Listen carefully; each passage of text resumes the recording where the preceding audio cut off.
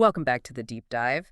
Today we're really taking a look at networking, but maybe not how you usually think about it. Right. We're moving beyond just, swapping business cards. Exactly. We're diving into how genuine influence and leadership are built.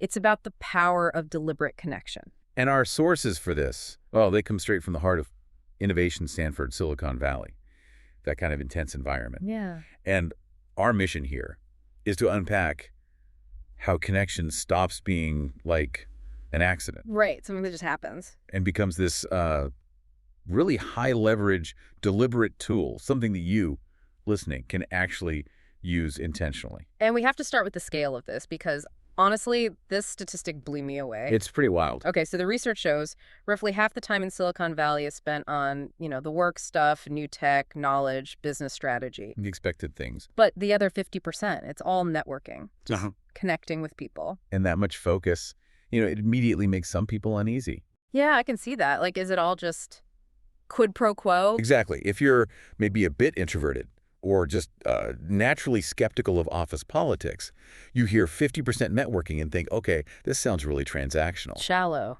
like keeping score. A simple swap of favors, I'll scratch your back, that kind of thing. So how do we get past that initial reaction? The sources must push back on that transactional view, right? Oh, absolutely. That shift in perspective is really the core idea.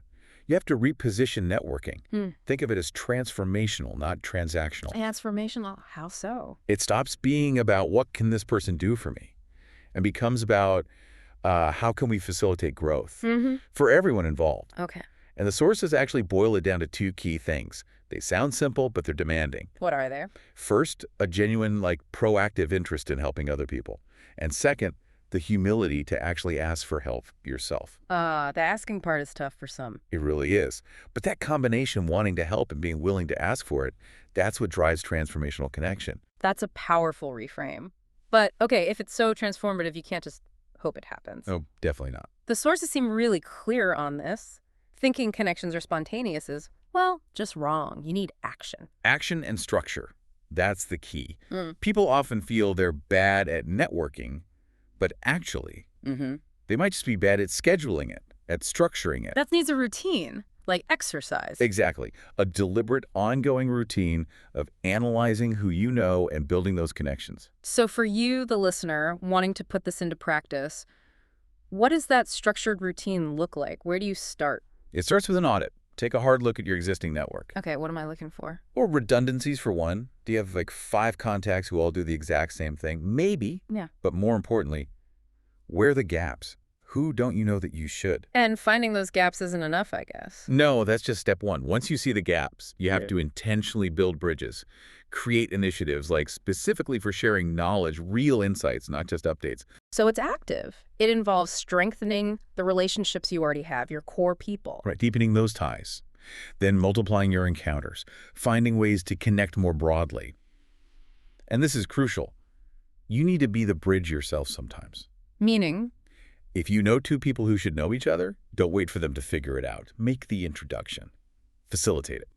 Okay, I think a lot of people understand the what, audit, connect, bridge, but they get stuck on the how. Yeah, the mechanics. The actual interaction feels awkward. The sources mention tools for dribbling barriers. What does that mean, practically? Barriers. It's like moving the conversation forward smoothly, Getting past that initial formality or potential disinterest without hitting a wall. So what tools do they teach? Is it like conversation starters? It includes things like presentation exercises, but also specific models for how to approach someone new, and even basic scripts or frameworks for those first key conversations. Scripts. Does that feel unnatural? Well, they're not about reciting lines.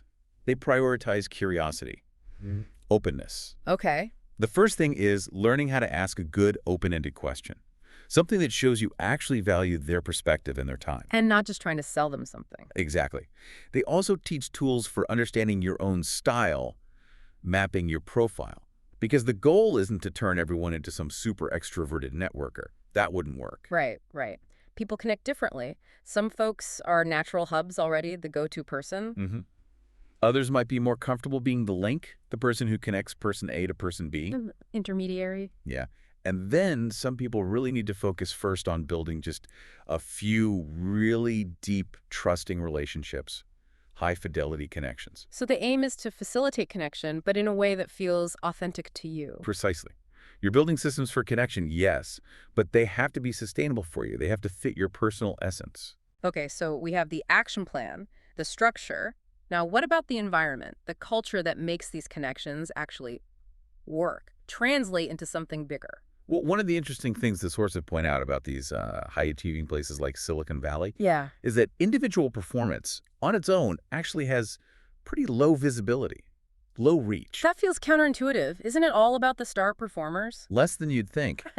The real currency is contribution to the group. You're actually incentivized, pushed, to create these horizontal, diverse teams. Horizontal meaning. Meaning across different functions, different levels, bringing diverse perspectives together specifically to debate ideas and find solutions. Individual brilliance is kind of assumed. Table stakes. Right. Real success is measured by the power of the group you can bring together to tackle a problem. And what drives that collective power? How do they make it work? It comes down to curiosity, but a specific kinds of curiosity. Okay. There's a relentless focus on asking why and how. Much less attention is paid to just asking what. Explain that difference. Why how better than what? Well, think about it. If you just ask, what new product should we launch? You might get, incremental improvements, a slightly better widget. Okay. But if you ask, why is our current system failing customers? Or how could we completely rethink the supply chain? That's where the breakthroughs happen. So innovation comes from digging into the root problems. Exactly. It's not about guessing the next trend. It's about deep curiosity to understand to solve critical bottlenecks. And there's a real-world example of this philosophy in action, right? The Brazil at Silicon Valley movement, BSV. Yeah, BSV is a perfect case study. It was started back in 2019, I think, by students from Stanford and Berkeley. And their goal was basically to export this connection culture. Pretty much. Their mission is all about contribution, taking the knowledge and ways of working from Silicon Valley and bringing them back to Brazil, adapting them. Like an intellectual bridge. Exactly. Making sure the latest thinking from the Innovation Hub gets shared and contextualized for Brazil's challenges and opportunities. But how do they use connection structure to do that? It can't just be emails. Oh, it's highly structured. They have a big annual conference, sure, but the real magic is in the ongoing curated connections they make. Curated how? They deliberately connect different groups. They bring the problems, say, leaders from Brazilian industry or government together with the solutions, international experts, VCs, academics. Matching needs with resources. Precisely. By structuring those encounters, they create this fertile ground where people, problems, and potential solutions can actually meet and mix. It helps disruptive ideas find the backing they need to scale. That's clear proof, then. Structured connection isn't just good for your career. It can drive real economic and intellectual progress. Absolutely. Which brings us neatly to the leadership angle.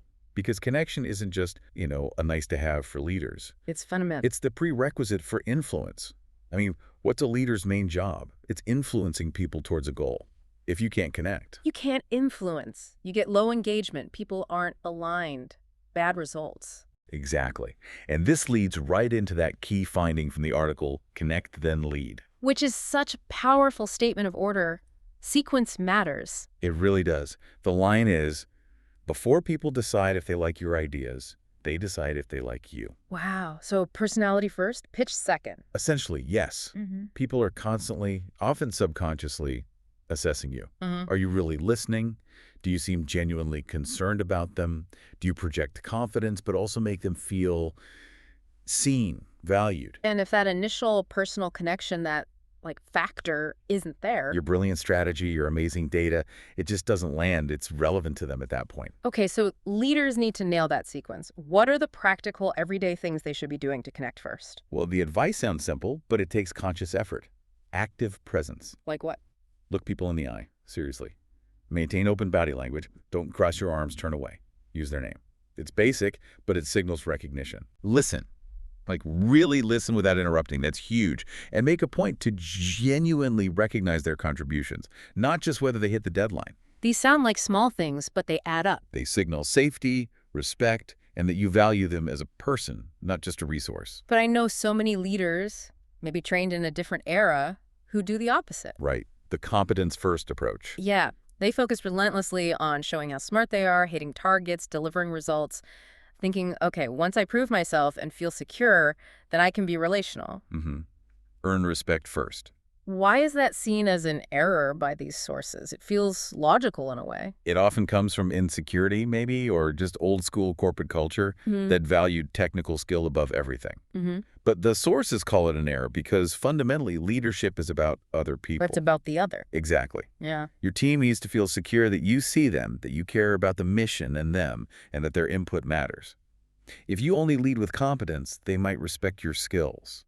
But they won't necessarily follow you when things get tough. Precisely. Respect isn't the same as trust or loyalty. And it's not just a soft skills thing either. There's actual biology involved here, right? Chemistry. That's right. It's fascinating. There's a biological payoff. When a leader uses those connection signals, eye contact, listening, praise, it actually boosts oxytocin levels in the team. Oxytocin. The trust hormone. Often called that, yeah. That chemical release literally makes collaboration easier, makes people feel closer, more bonded. So people don't just logically decide to trust you, they feel it first. They feel that safety and connection, and then their actions, their willingness to follow, comes from that feeling.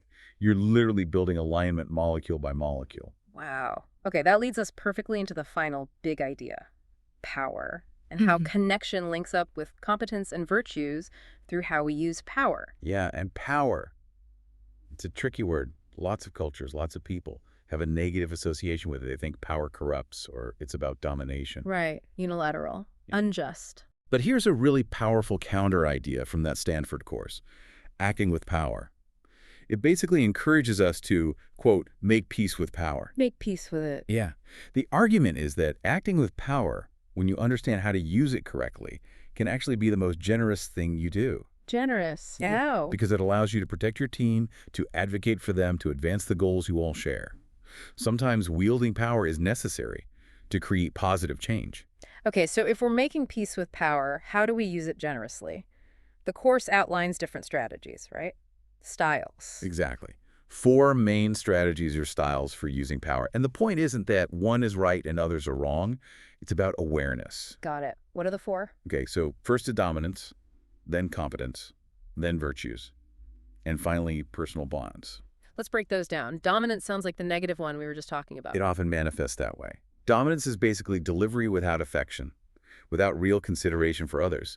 It tends to revolve around self-interest. So even if the person is effective, Right? Even if they're highly capable, this style makes people feel intimidated, threatened. It might get you compliance in the short term, but it destroys trust and collaboration long term. okay. Then competence. We talked about this being good at your job. Yep. Competence is crucial. It generates respect. People see you know what you're doing, you can execute. But you said earlier, competence alone isn't enough for leadership influence. It's a hard ceiling. Yeah. It gets you respect, yes. But what earns admiration, what really makes people want to follow you, that's virtues. And virtues are defined as, like, your principles, doing the right thing. Basically, yeah. It's what you do when nobody's watching. It's Okay. sacrificing your own immediate gain for the good of the team or the organization, your integrity. Virtues signal that you prioritize the collective good. And here's the formula the sources propose. Competence plus virtues. That combination is what creates genuine connection and deep influence. Competence plus virtues. Connection. Exactly. When people respect your skills and admire your character, they rally around the common goal much more easily, and they'll stick with it, even when it's hard. Makes sense. What about the last style? Personal bonds. Being the friendly boss. So personal bonds focusing on camaraderie, being well-liked, definitely generates sympathy. You'll make friends. Oh, wow. But the sources issue a warning here. This style on its own does not significantly increase your leadership influence. Really? Being liked doesn't make you more influential. Not necessarily in a leadership context. People might like you, but if they don't also see competence and virtue, they might not trust you to lead them through a crisis or make tough decisions. You need the respect and admiration too. So the key isn't picking one style and sticking to it. Absolutely not. The crucial takeaway is awareness. Understanding how each style impacts the people around you and consciously choosing the approach that moves you towards your goals in that specific situation. Applying the right strategy at the right time. And having the self-awareness to notice maybe, okay, I'm leaning too hard on just being competent right now. I need to show more virtue. Or am I prioritizing being liked over being effective and generous here? What a journey. Okay, so let's recap. Connection isn't just networking, it has to be transformational. Right. And it requires structure auditing, building bridges intentionally. It starts with curiosity, asking why and how, not just what. And for leaders, that connection has to come before competence. Connect first, then lead. Build that oxytocin trust. And finally, to really scale your influence, you need both competence and virtues. That's the magic combination. It really reframes how we should think about building influence and leading effectively. It demands a more complex, nuanced approach. And for anyone listening who feels maybe a bit overwhelmed by that complexity, thinking, wow, switching between power styles, being dominant sometimes, virtuous others, I'm just not that kind of person. Yeah, that feeling is understandable. We want to leave you with one final thought to chew on. It builds on this idea of navigating multiple roles or styles. It connects to Richard Schwartz's work, his internal family systems model, particularly from his book No Bad Parts. And the provocation is this. Maybe you need to forget the idea that you have a single, fixed personality. Right. Schwartz argues we are actually multiple. We contain different parts. So to successfully navigate these different connection styles, these power strategies, the part of you that can be dominant when needed, the competent part, the virtuous part, The key is to listen to all those internal parts with curiosity, instead of judging or trying to suppress the parts you don't like. if you can be competent in one situation and show deep virtue in another, then those parts already exist within you. The skill isn't necessarily acquiring them, but recognizing them and learning to manage them consciously. So the final question for you is, how will you apply that same curiosity you use for external connection, internally, to understand and lead the incredible complexity within yourself?